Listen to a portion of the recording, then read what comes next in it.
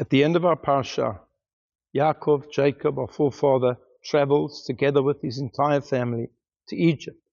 And this will be where he will spend the rest of his days until he passes away. And on the way there, he stops for a while in Beersheba. Beersheba is a place where many important events took place in the life of Abraham and the life of Yitzhak. And there he offers sacrifices. And then he moves on to his final destination, to Egypt. Why did Yaakov stop off in Beersheba? What is the significance of this? Vayigash explained as follows. In the Torah, we see that there is reference to three bodies of water: a mayan, a spring; a bor, a cistern; and a be'er, a well. What is the difference between these three? A mayan is a spring of naturally flowing water. You walk along, you're in the forest, or perhaps you're in the wilderness, and there you see, bubbling out of the ground, beautiful, fresh, clean water. You could just take the water and drink it. And then there is a bor.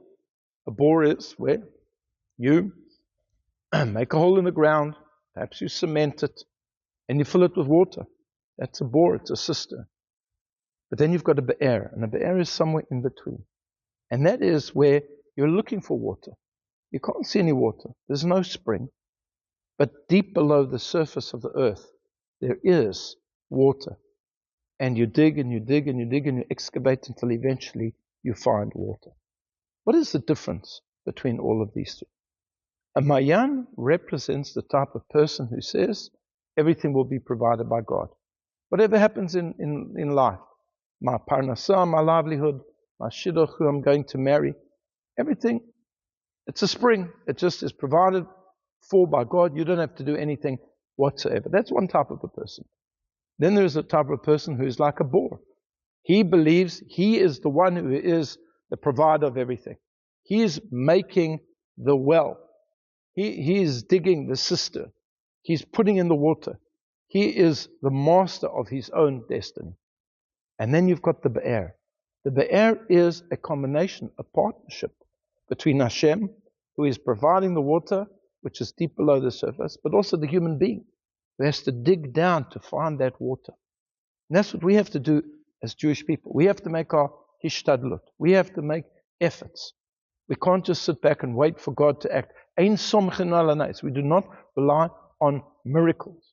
But at the same time, we realize that our success is only because of God.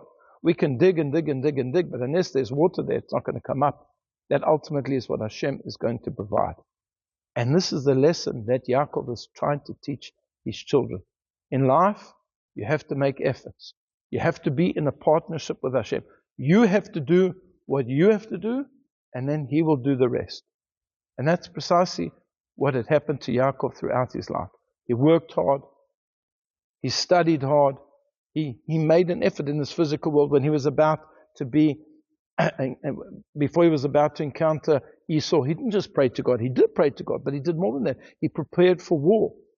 He did physical things because we have to do things. We do what we can do, and Hashem will provide the rest. And this is a lesson that he wanted to teach his children before they went into exile. You do what you have to do. Pray to Hashem, and He will do the rest. I wish you a Shabbat Shalom.